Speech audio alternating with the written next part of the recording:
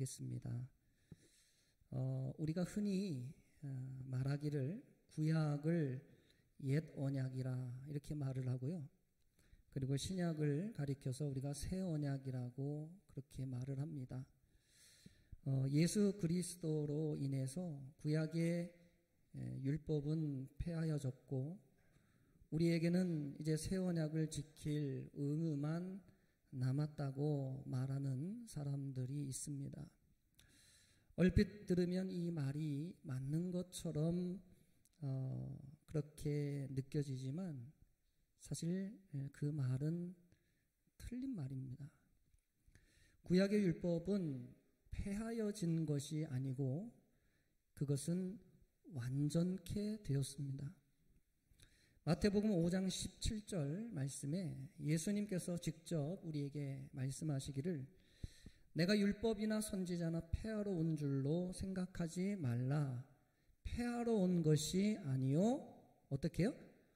완전케 하려 함이라 이렇게 말씀하고 있어요.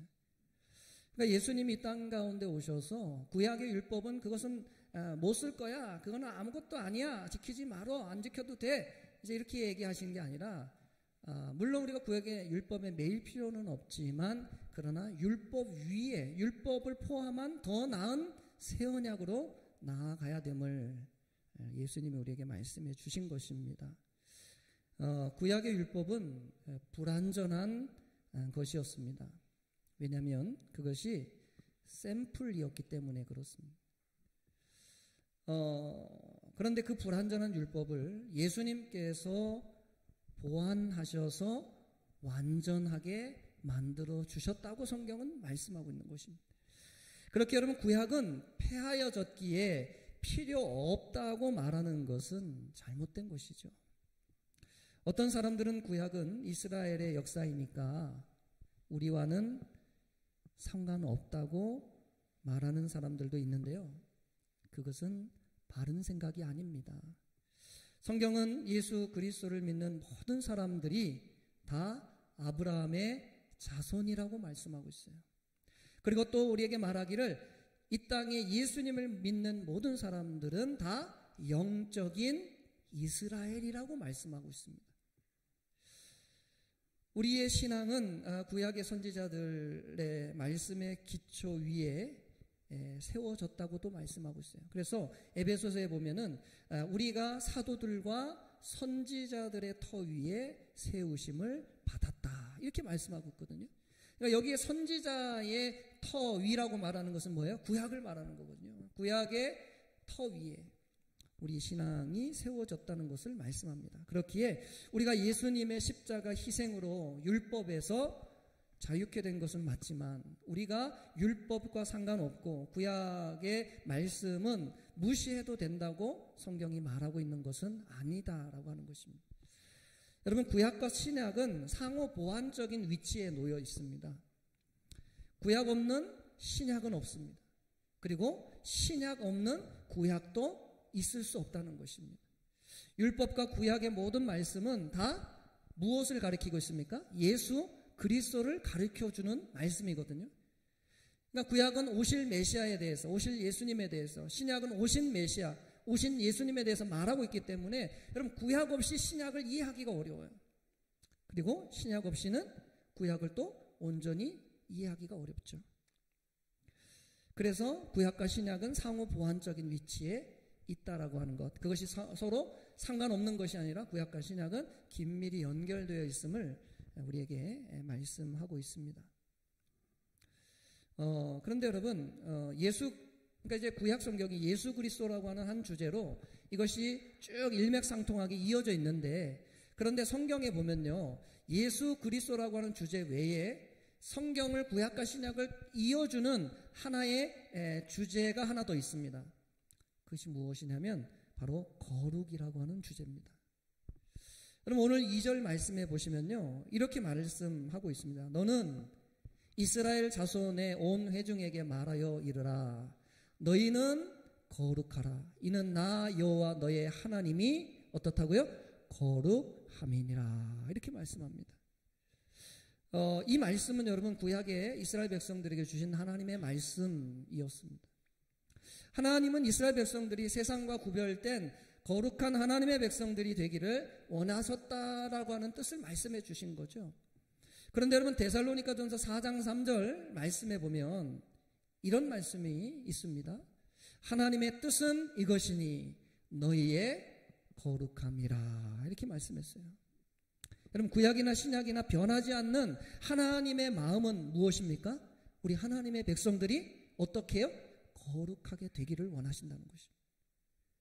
그러니까 구약에도 거룩을 이야기하고 신약에도 거룩을 이야기해요. 변함없이 하나님은 일맥상통 성경 전체를 통해서 하나님의 백성들에게 원하는 것 한 가지가 있는데 그것은 거룩하게 살라는 것입니다. 그만큼 우리 하나님의 사람들이 거룩한 삶을 사는 것이 하나님의 오랜 바람임을 우리는 알 수가 있는 것입니다. 자, 그렇다면 우리는 어떻게 하면 하나님이 기뻐하시는 그 거룩한 삶을 살 수 있겠습니까? 과연 거룩한 삶의 핵심은 무엇에 있을까요? 여러분 거룩한 삶의 핵심은 바로 우리가 하나님을 아는 데 있습니다. 오늘 1절부터 4절 말씀에서 여러분 하나님께서 계속해서 우리에게 강조해주고 있는 말씀 한 가지가 있습니다. 여러분 그것이 뭔지 아시겠습니까? 1절부터 4절 말씀 중에 하나님이 계속 강조하는 말씀이 있어요. 강조는 뭐라 그랬죠? 성경에서 반복이라 그랬거든요. 하나님이 지금 무엇을 강조하고 있습니까? 2절, 3절, 4절에 계속해서 하나님 말씀하는 한 가지가 있습니다. 마칠 때마다. 그것은 바로 나는 너희의 여호와이니라. 이 말씀을 하나님이 계속해서 강조하십니다. 2절 끝에도 보면 나 여호와 너희의 하나님 이렇게 말씀하고 있고 3절 끝에도 보면 나는 너희의 하나님 여호와니라 말씀합니다. 4절 끝에도 보면 나는 너희의 하나님 여호와이니라 이것을 계속 강조하고 있습니다. 그래서 지금 하나님은 출애굽한 이스라엘 백성들에게 거룩이라는 것을 말씀하시면서 하나님 자신이 어떤 하나님이신지를 지금 이스라엘 백성들에게 가르쳐주고 있는 것입니다. 그런데 그 하나님은 어떤 하나님이라고요? 이스라엘 백성들의 하나님이라는 것입니다. 여러분 지금 하나님께서 이스라엘 백성들에게 강조하고 계신 것은 하나님과 이스라엘 백성들과의 관계를 강조하고 있어요. 하나님과 이스라엘 백성들의 관계가 지금 어떤 관계인지 어떤 사이인지를 계속 얘기하는 것입니다. 여러분 하나님의 말씀은 이겁니다. 너희가 왜 거룩한 삶을 살아야 하느냐 하는 걸 가르쳐주고 있어요. 이스라엘 백성들이 왜 하나님을 닮아야 하느냐 그걸 가르쳐주고 있어요. 그 이유가 뭐라고요? 그 이유는 하나님은 누구의 하나님이요? 이스라엘 백성들의 하나님이시기 때문에 이스라엘 백성들이 하나님을 닮아야 한다는 것을 계속해서 말씀하고 있는 것입니다. 여러분 우리는 옆집에 사는 옆집 아들에게 무엇인가를 요구할 수 없습니다. 물론 우리가 무엇을 부탁할 수는 있습니다. 그러나 그 옆집 남의 아들에게 무엇을 하라 마라 얘기할 수 없는 것입니다. 그러나 여러분 내 자녀, 내 아들, 내 딸들에게는 다르죠. 부모된 입장에서 우리가 우리의 자녀들에게 무엇인가를 요구할 수 있습니다. 왜냐하면 부모와 자녀라고 하는 친밀한 관계 안에 있기 때문에 그렇습니다. 여러분 우리의 하나님이신 여호와께서는 우리가 거룩한 삶을 살기를 원하신다고 말씀하고 있어요. 구약과 신약을 막론하고 우리가 하나님 앞에 거룩한 하나님의 백성으로 살기를 하나님은 원하신다는 것입니다. 여러분 오늘 하나님께서 나는 너희의 하나님이라고 말씀을 강조하고 계신 이유는 그것이 중요한 말씀이기 때문이기도 하지만은 다른 어떤 이유는 아직 하나님과 이스라엘 백성들의 그 관계가 명확할까요? 불명확할까요? 아직은 명확하지 않기 때문에 그래요. 지금 이스라엘 백성들이 출애굽한 지 불과 1년밖에 안 됐습니다. 1년 만에 시내산에 도착해서 지금 하나님 말씀을 주고 계시지 않습니까? 그러니까 400년 동안 애굽에서 살던 이스라엘 백성들을 하나님이 구원해서 하나님의 백성 삼았는데 그런데 그 살아온 지난날의 삶이 너무나 길기 때문에 아직 하나님이 어떤 분이신지 하나님과 나의 관계가 지금 어떤 관계인지 이 관계가 불분명하기 때문에 그들이 내가 하나님 말씀을 왜 지켜야 돼? 내가 하나님 말씀대로 왜 살아야 돼? 지금 모르는 겁니다. 그러니까 하나님 뭘 가르쳐줘요? 그 관계를 설명해 주고 있는 거예요. 야, 나는 너의 하나님이야. 너희를 구원한 하나님이 나야. 내가 너희를 구원했어. 너희는 내 백성이야. 내 자녀야. 그러니까 나의 뜻대로 살아주렴. 계속 얘기하시는 것입니다. 여러분, 여러분들은 하나님께서 여러분들의 하나님이심을 여러분 믿으십니까? 누가 뭐라 그래도 그분이 나의 하나님이심을 여러분 확신하십니까? 그 확신이 저와 여러분들의 삶에 있게 되기를 예수님의 이름으로 축복합니다. 우리가 여러분 거룩한 삶을 살기 위해서는 이 사실을 먼저 명확하게 확인할 필요가 있습니다. 우리의 하나님께서 지금 우리에게 거룩해지라고 말씀하시는 것입니다. 나는 너희가 세상 죄악 가운데 허덕이며 이기적인 그리고 자기밖에 모르는 욕심쟁이로 살지 않고 나를 위해 참고 인내하며 나누고 베풀며 그리스도의 사랑을 실천하는 참 하나님의 자녀 되기를 하나님은 원하신다고 우리에게 말씀해주고 있는 것입니다. 여러분, 우리가 남의 말은 귀담아 듣지 않아도 우리의 부모의 말씀은 귀담아 듣죠. 다른 사람의 말은 가벼이 여겨도 우리가 사랑하는 대상의 말은 귀담아 듣게 되어 있습니다. 그렇게 오늘 우리가 거룩한 삶을 살기에 앞서서 가장 먼저 해야 될 것이 있다면 그것은 바로 하나님과 나와의 관계를 회복하는 것입니다. 하나님을 사랑하는 그 마음을 우리가 회복하는 것입니다. 하나님과 나의 관계가 지금 어떤 관계인지를 점검하고 우리가 다시 그 주님 앞으로 돌아가는 것이죠. 우리 안에 그 하나님을 사랑하는 마음이 회복이 되어지지 않는다면 하나님이 나의 하나님이고 나는 하나님의 백성이라는 이 마음이 우리의 심령에서 회복이 되지 않는다면 거룩한 삶을 살라는 하나님의 말씀은 우리 모두에게 무거운 짐처럼 느껴질 수밖에 없습니다. 여러분 한번 생각해 보십시오. 마음에도 없는 일을 하는 것이 우리에게 얼마나 큰 고통입니까? 그저 어떤 일을 의무감으로 할 수는 있지만 그러나 아무 관련도 없는 사람을 위해서 최선을 다해 일하기는 사실 어려운 법입니다. 그러나 관계가 되고 사랑하면 달라지는 것입니다. 그 대상을 사랑하게 되고 그에게 우리의 마음을 주게 되면 여러분 달라지게 되는 거예요. 여러분 야곱을 한번 생각해 보십시오.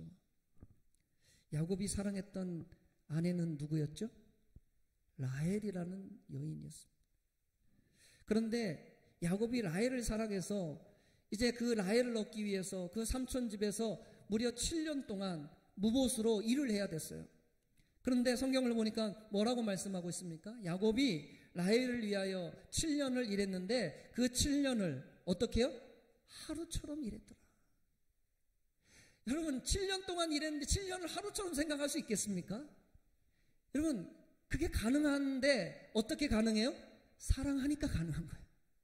그 라헬을 사랑하니까 7년 고생이 아무것도 아니더라는 거예요. 여러분 자녀를 향한 부모의 마음이 그렇지 않아요?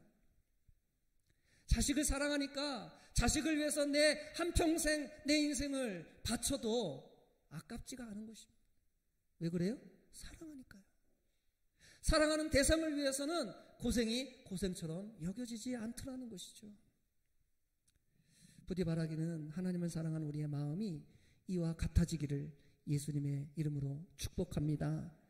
여러분 우리 하나님은 관계 맺기를 좋아하십니다. 하나님은 애매한 관계보다도 확실한 관계를 원하시는 거예요. 우리 하나님은 남의 하나님이 아니라 바로 저와 여러분들의 하나님 되기를 간절히 기도하신다는 것이죠.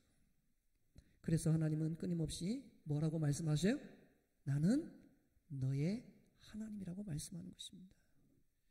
그런데 여러분 한 가지, 하나님은요 억지로 우리의 마음을 빼앗는 분이 아니십니다.